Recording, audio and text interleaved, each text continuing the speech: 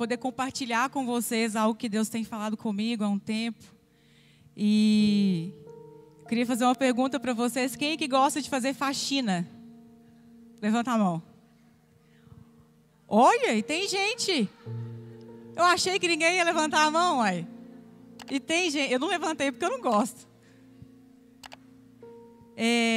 Eu sinto no meu coração que Deus, Ele está fazendo algo em nós e nos levando para um avanço, sabe? Para um crescimento. E quando eu falo em nós, eu não falo pessoalmente em mim, pessoalmente na Lara, eu falo em nós como Igreja Aviva. Já tive essa conversa com algumas pessoas e elas compartilharam do mesmo sentimento comigo. E por isso eu senti de trazer essa palavra para vocês. Só que, geralmente, quando... Agora eu vou fazer outra pergunta, na verdade. Quem gosta de ver a casa limpa? Eu também gosto. Adoro. Chegar lá, tá tudo no lugar, organizadinho, limpinho. É bom, né? Dá um prazer, não dá? Pois é. E eu sinto no meu coração que é assim que Deus quer nos ver internamente. Sabe? Limpos, organizados. Porque para acontecer um crescimento, para acontecer um avanço, o interno ele precisa estar limpo. Ele precisa estar sólido, ele precisa estar firme. Quando você vai faxinar a sua casa, isso te custa algo, né? Te custa tempo, você tem que comprar um material de limpeza, isso te custa algo. E para nós também não é diferente. Para acontecer essa limpeza do Senhor na nossa vida, essa faxina interna, vai nos custar algo também. E nós vamos entender isso juntos hoje, amém? Josué 5, 2. Naquele tempo disse o Senhor a Josué: faze facas de pederneira e passa de novo a circuncidar os filhos de Israel. Pode passar. Então Josué fez para si facas de pederneira e circuncidou os filhos de Israel em Gibeate Aralote. Deixa eu passar. Foi esta a razão porque Josué os circuncidou. Todo o povo que tinha saído do Egito, todos os homens de guerra, eram já mortos no deserto, pelo caminho. Porque todo o povo que saíra estava circuncidado. Mas a nenhum deles que nascera no deserto, pelo caminho, depois de terem sido do Egito, haviam circuncidado. Amém. O que está acontecendo aqui? Vamos pegar o contexto. Moisés saiu com o povo do Egito, abriu o Mar Vermelho, foram perseguidos, né? E aqui já está sob a liderança de Josué. E aí Deus chega para Josué e fala para Josué: Josué, faz uma faca, porque você precisa passar a faca nesses homens que não saíram do Egito. Por quê? No deserto nasceram novas gerações, nasceram novas pessoas, nasceram novos homens, novas mulheres. E eles não tinham passado ainda pela circuncisão. E aí Deus está falando com Josué: Josué, passa a faca neles. Tem que passar a faca neles também. E aí, eu queria pegar um exemplo aqui. Quem estava aqui desde a primeira célula na casa dos pastores? Desde o início de tudo. Alguém aqui? Oh, uau, tem gente aqui. Glória a Deus. Esse pessoal aqui, eles estavam caminhando no Egito para a Terra Prometida. E aí, só que eles estavam ali de gaiato, né? Nasceram ali, estavam só aproveitando ali que ia entrar na Terra Prometida. E quantas vezes nós usufruímos de algo que nós não pagamos por isso? Essa igreja aqui é um exemplo. 3 pessoas, eu acho, que levantaram a mão, que estavam lá desde o início. Então houve toda uma história até a gente chegar aqui hoje. Eu não estava lá. Eu usufruo hoje de algo que eu não paguei para construir. Hoje a gente senta aqui nesse templo lindo, a gente ouve a palavra de Deus, né? A gente é cheio e voltamos para nossa casa cheios para poder compartilhar. E aqui era a mesma coisa. Essas pessoas, eles não tinham pago um preço ainda também. E aí Josué vai lá e circuncida eles. Vira para a pessoa do seu lado, fala com ele assim: paga seu próprio preço. Agora fala para a outra do outro lado. quando Deus ele está fazendo uma faxina em nós, Ele está dizendo, olha filho, você tem que pagar seu próprio preço. Existe um preço a ser pago. Nós vamos abrir lá em 2 Samuel 24. Nós vamos ler do 21 ao 24. E disse Araúna, porque vem o rei meu senhor ao seu servo? E disse Davi, para comprar de ti esta eira, a fim de edificar nela um altar ao Senhor, para que este castigo cesse de sobre o povo. E então disse Araúna a Davi, tome e ofereça ao rei meu senhor o que bem parecer aos seus olhos. Eis aí bois para o holocausto e os trilhos e o aparelho dos bois para a lenha. Tudo isso deu Araúna ao rei. E disse mais Araúna ao rei, Senhor, o Senhor teu Deus tome prazer em ti. Porém Davi disse a Araúna, não, mas por preço justo eu te comprarei. Porque não oferecerei ao Senhor, meu Deus, holocaustos que não me custem nada. Assim Davi comprou a eira e os bois por 50 ciclos de prata. Davi estava tendo uma conversa com Araúna, foi fazer uma negociação. Quero uma eira. Eira do latim é área. Então a gente pode ver que é uma terra, um pedaço de terra. E aí Davi estava lá fazendo essa negociação com Araúna. Eu quero uma eira. E a Araúna vai falar assim, olha rei, tem eira, tem boi, tem trilho, tem lenha, pode levar tudo. Mas Davi queria usar aquilo para fazer um holocausto ao Senhor. Para fazer um altar de adoração ao Senhor. E aí Davi fala para ele, não, eu vou te pagar por isso. Eu vou pagar você por isso. Eu tiro aqui dessa passagem a lição de que nós não devemos oferecer nada ao Senhor que não nos custe. Deve nos custar algo. Deve nos custar algo.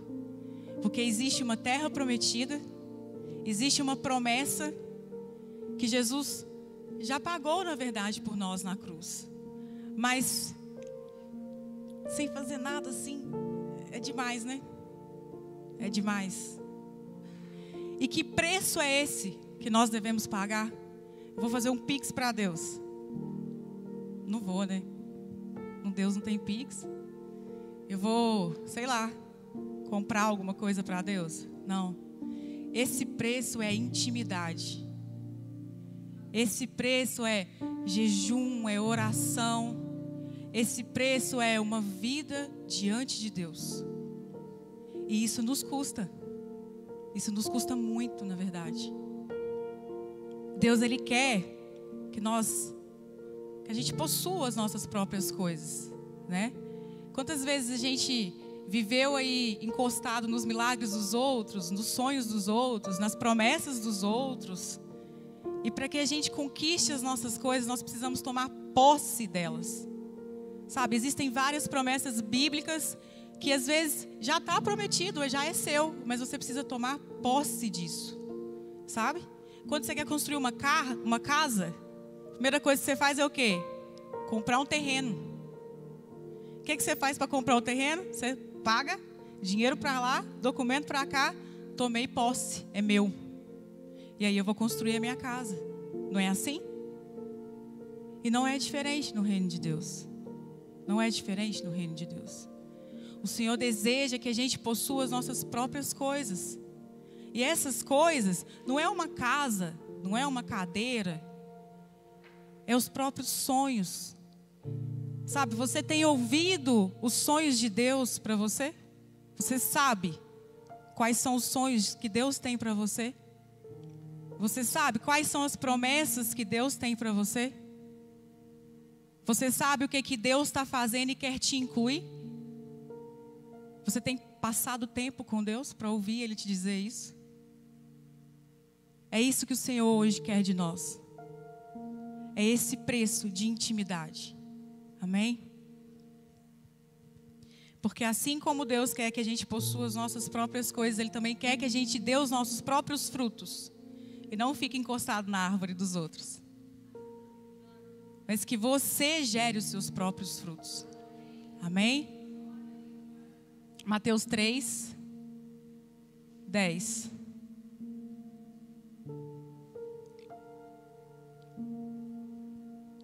E também agora está posto o machado à raiz das árvores. Toda árvore, pois, que não produz bom fruto, é cortada e lançada no fogo. Imagina Jesus passando aqui agora. E aí ele fala assim: ô fulano, tem 3 anos que eu estou passando aqui e eu não estou vendo bom fruto não. E agora a gente vai ler lá em Lucas 13:6. Porque o que acontece periodicamente com uma árvore? Vocês já viram aí no bairro de vocês, pro centro? O que periodicamente precisa acontecer? Alguém sabe? Podar.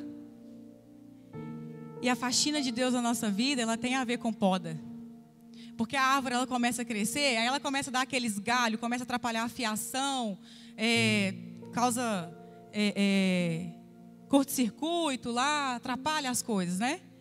Então tem que ir lá, a prefeitura vai lá, corta. E com a gente é a mesma coisa. Às vezes Deus, ele precisa nos podar. Às vezes Deus, ele precisa vir aqui tirar um galinho que não está fazendo sentido. Vir aqui tirar um galhão, às vezes, que não está ornando ali com as coisas. E a gente vai ler lá em Lucas 13. Lucas 13:6. E dizia essa parábola: um certo homem tinha uma figueira plantada na sua vinha, e foi procurar nela fruto, não o achando. E disse ao vinhateiro: eis que há 3 anos venho procurar fruto nessa figueira e não o acho. Corta, porque ela está ocupando ainda uma terra inutilmente. Agora imaginem essa cena, Jesus passando aqui, aí ele fala: fulano, tem 3 anos que eu estou passando aqui, cadê o fruto, cara? Não tem fruto, cadê o fruto? E aí no versículo seguinte, a gente consegue ver a misericórdia do Senhor. E respondendo ele, disse-lhe: Senhor, deixa este ano, até que eu a escave e a esterque. E se der fruto, ficará. E se não, depois a mandarás cortar. A gente acabou de falar sobre uma poda.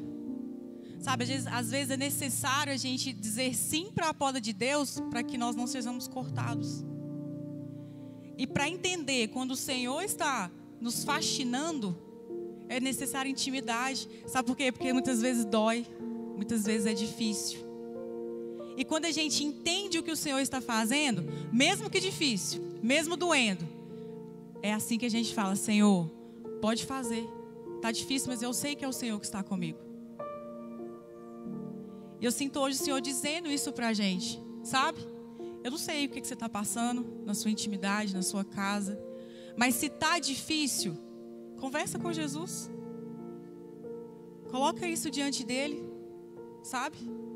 Coloca a sua situação diante dele.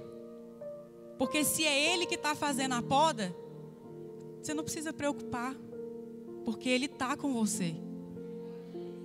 Porque ele está com você. Mas para você entender isso, você precisa pagar o preço de intimidade, de oração, de conversa, de jejum, de entrega. Porque senão você não vai conseguir entender. Só vai entender se você realmente ouvir a voz de Deus. Amém?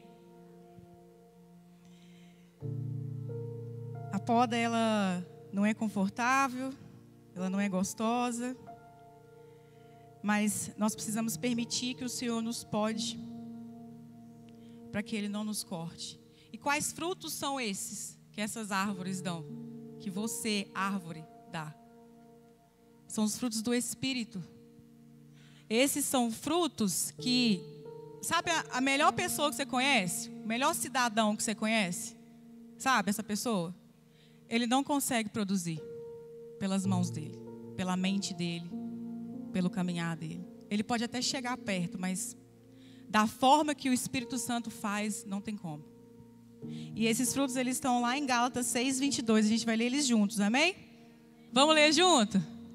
Mas o fruto do Espírito é amor, alegria, paz, longanimidade, benignidade, bondade, fidelidade, mansidão, domínio próprio. E contra essas coisas não há lei. Esses são os frutos que o Senhor quer encontrar em nós. Sabe, será que a nossa vida tem exalado isso? Porque o reino de Deus é sobre paz, justiça e alegria. Será que a nossa vida tem exalado os frutos de Deus? Os frutos do Espírito? Será que as pessoas têm olhado para a gente e a gente tem exalado o amor, a gente tem exalado a paz, mesmo que às vezes escorregando? Será que a nossa vida tem exalado isso? Será que a sua vida tem exalado isso? Porque passar a vida trabalhando, construindo riquezas, cuidando dos filhos, não vale de nada se no final das contas a gente não tiver o Senhor. Não vale de nada se no final das contas o nosso coração não estiver nele. Então gaste tempo com o Senhor. Gaste tempo buscando ao Senhor. Ó, aqui a Bíblia fala aqui de 9 frutos. Se você gastar uma semana para cada um deles, vão dar 2 meses e 1 semana. Não é isso? Eu te garanto, isso é garantia, que ao final desses 2 meses e 1 semana, sua vida vai estar transformada. Sabe? Isso é garantia. E aí, você pode começar a primeira semana, que é o primeiro fruto aqui que fala é o amor. Você pode começar a primeira semana falando assim: Senhor, me ensina a amar. Não o amor que o mundo traz, mas o seu amor. E assim, consequentemente, nas outras semanas. Vamos fazer esse desafio? Vamos fazer esse desafio? 9 semanas, orando pelos 9 frutos. E aí no final disso, pastor, a gente confere. Fechado. Quando você liga para o Atos e fala assim com ele: ô Atão, me leva, me faz uma corrida comigo ali, sei lá, me leva ali na rodoviária. A primeira coisa que você fala com ele é onde você está, não é? Ó, tô aqui na minha farmácia, eu preciso ir lá na rodoviária. E para que a gente cresça, para que a gente avança, a gente precisa saber onde a gente está. Eu queria te fazer uma pergunta: aonde está o seu coração hoje? Aonde você tem dedicado o seu tempo? Aonde você tem dedicado as suas forças? Aonde está o seu coração hoje? Porque existe um avanço acontecendo. Só não está vendo quem não quer ver. Existe um crescimento acontecendo. Mas para que você perceba isso, você precisa saber onde está o seu coração. Aonde está o seu coração hoje? Hoje. Faça essa análise, sabe? Porque se o seu coração não estiver no Senhor, você não vai conseguir avançar junto com a gente. Você não vai conseguir crescer junto com a gente. Porque você não vai entender o que está acontecendo. A Bíblia conta sobre mais um fruto que o Senhor quer que a gente produza. Está lá em Filipenses 1:11. E enquanto abre, eu queria dizer mais uma vez que viver a vida querendo construir riquezas e ser o melhor cidadão do mundo não vale de nada se o seu coração não estiver diante do Senhor. Não vale de nada. Não vale de nada ser a pessoa mais rica do mundo, mais poderosa do mundo e ter o coração distante de Deus. Não vale de nada. E o Senhor está fazendo uma faxina. E essa faxina não tem a ver com as coisas externas. Não tem a ver com a roupa que você está usando. Não tem a ver com o que você está falando. Tem a ver com o seu coração. Porque aqui está a raiz de todas as coisas. Então tem a ver com o seu interno. O Senhor quer que a gente cresça. Ele quer que a gente avance. Mas aqui precisa estar estruturado. Aqui precisa estar forte. Aqui precisa estar limpo. Amém? Lá em Filipenses 1:11 fala sobre o fruto de justiça. Filipenses 1:11. Cheios do fruto de justiça que são por Jesus Cristo para a glória e o louvor de Deus. Alguém que já fez trabalho no Word? Levanta a mão. Alguém já fez trabalho no Word? Quando você seleciona lá a página, né, o texto, você coloca lá justificar. O que acontece? Justifica? Existe uma ordem, né? As palavras entram em ordem. E quando nós trazemos a justiça do céu para a terra, nós alinhamos a terra àquilo que está no céu. Nós trazemos alinhamento para a terra de acordo com aquilo que está no céu. O que fala lá no Pai Nosso? Pai Nosso que estás no céu, santificado seja o teu nome. Venha a nós o teu reino. Seja feita a tua vontade. Esse fruto de justiça não é o fruto de justiça do que eu acho, da minha opinião e do que eu acredito. É a justiça celestial, que é completamente diferente da nossa. E se nós não produzimos esse fruto, a gente nunca vai conseguir entender a justiça do Senhor. Talvez a gente nunca vai conseguir entender a justiça do Senhor. Jesus quer encontrar em nós também esse fruto. Se Jesus passar aqui hoje, mais uma vez, Ele vai encontrar pessoas cheias de si, cheias da sua verdade, da sua opinião, do que você acha, ou cheias da verdade do Pai?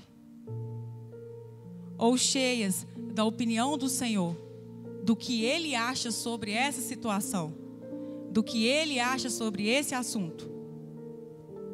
O que Ele encontrará em nós, se Ele passar por aqui agora?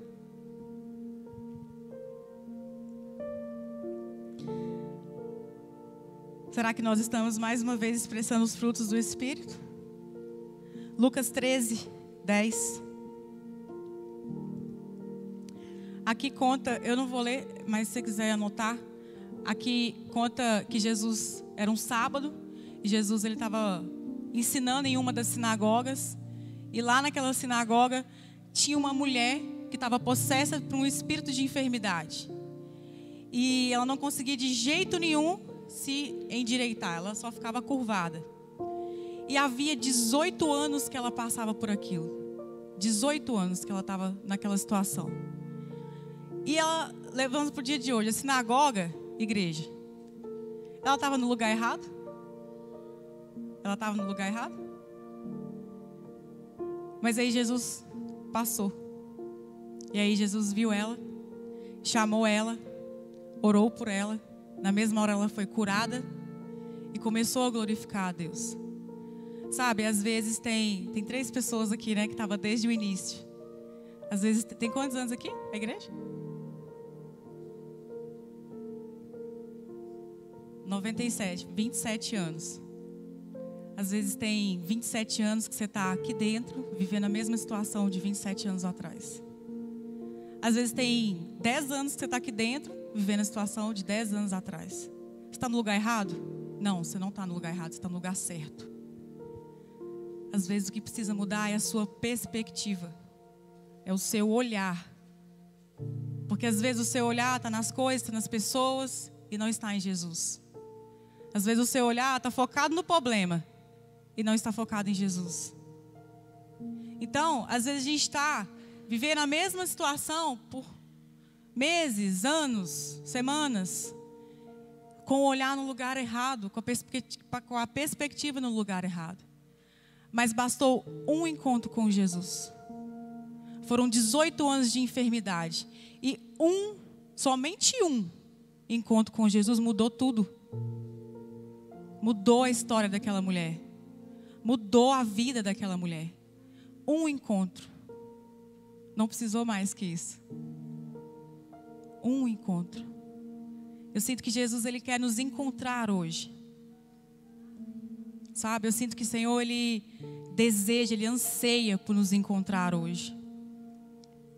E eu acredito também que Ele está confiando em cada um de nós para que a gente diga sim para o processo de Deus. Sim para a poda do Senhor. Sim para viver os sonhos dele para a gente. Sim para viver as promessas dele para a gente. E que Ele também está acreditando que a gente está dizendo sim, não só para estar aqui todo domingo, para sentar, ouvir uma palavra e depois no final bater um papo com os irmãos, mas todos os domingos para ter um encontro com o Senhor. Todos os domingos para conseguir olhar nos olhos de Jesus, porque basta isso. Basta isso. Basta um encontro com o Senhor. Você pode vir para a igreja, viu? Sentar, ouvir uma palavra boa, sua semana vai ser bacana, conversar com os irmãos, mas que não seja só isso. Que não seja só por distração, ou por diversão, ou para passar o tempo, ou para sair daqui com uma palavra de ânimo, mas para que seja para encontrar com o Senhor todos os dias da sua vida, não só os domingos. Todos os dias da sua vida. Eu creio que o Senhor está acreditando, está confiando em nós hoje, que nós estamos dizendo sim para isso. Que nós estamos dizendo sim para Ele. E nós iremos dizer sim amanhã, e nós iremos dizer sim na terça, e na quarta, e na quinta, e assim, o resto das nossas vidas, todos os dias. Porque basta um encontro. Basta um encontro.